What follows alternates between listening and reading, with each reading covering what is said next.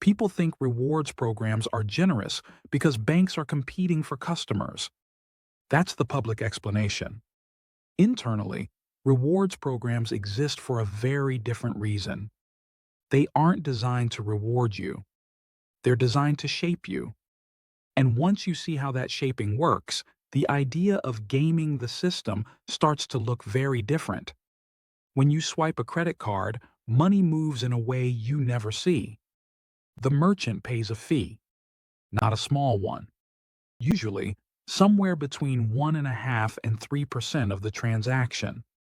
Part of that fee goes straight to the issuing bank.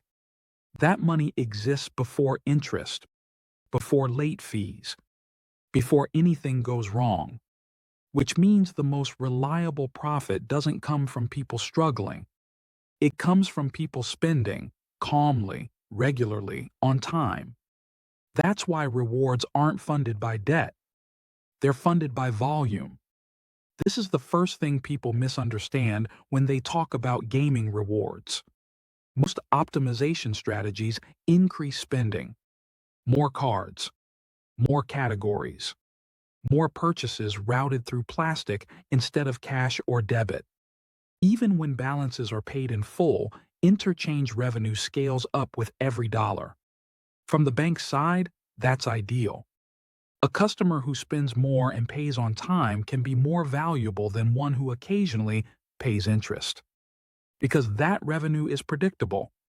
Another thing people assume is that issuers are surprised by optimization. They aren't. Every major issuer models rewards behavior in advance. When a large sign-up bonus appears, internal forecasts already estimate how many people will take the bonus and leave, how many will keep the card into year 2, how many will become long-term spenders. Those numbers exist before the offer goes live. If churners were a net loss, those offers wouldn't exist. They exist because the losses are contained and offset. One of the largest offsets is something customers almost never hear about. Internally, it's called breakage. Breakage is the portion of rewards that are earned and never used. Points that expire. Miles redeemed for low-value options. Rewards stranded when accounts close. Balances that just sit there. Breakage isn't an accident. It's expected. In some programs, a meaningful share of issued rewards are never redeemed at full value. That unused value subsidizes the people who redeem aggressively, which means optimization only works because most people don't optimize. If everyone redeemed perfectly, the system would change. And when efficiency rises too far, that's exactly what happens. You've seen this before. Categories get capped.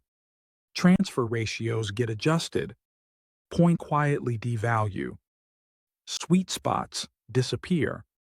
This isn't random. Rewards programs are adaptive systems. Anything that threatens margins gets corrected, not retroactively. Going forward, the game keeps moving. Another internal metric that matters more than people realize is account longevity. Rewards programs aren't designed to win one year. They're designed to keep accounts open for many. That's why annual fees exist, even on cards marketed to people who pay in full. Annual fees decouple profitability from interest entirely. Once the fee is paid, the issuer is profitable before a single swipe happens. And once someone pays an annual fee, canceling becomes psychologically harder. That friction increases retention. Retention increases lifetime value. From the bank side, that's not a side effect. It's the point.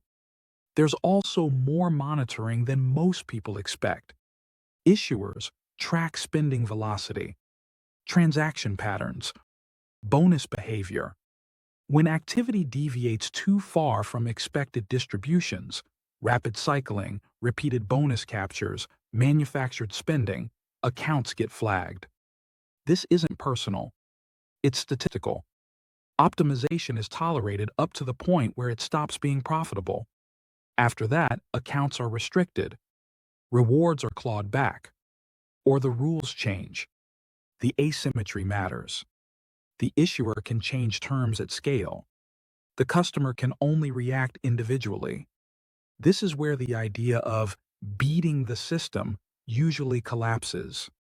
Most people who think their gaming rewards are operating inside boundaries that were intentionally left open.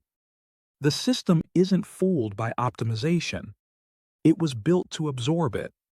That doesn't mean rewards are useless. Some people do extract value, but the ceiling is lower, the margins are thinner, and the rules are less stable than marketing suggests. Understanding rewards isn't about finding a loophole. It's about recognizing why the game exists at all. The house doesn't need every player to lose. It just needs the system to remain profitable, even when some players think they're winning. And that's exactly how it's designed. Thanks for watching.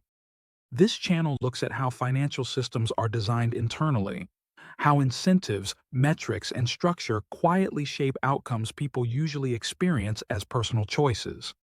Understanding that doesn't make the system fair, but it does make it visible. I hope this helped you see what's really happening behind the fine print.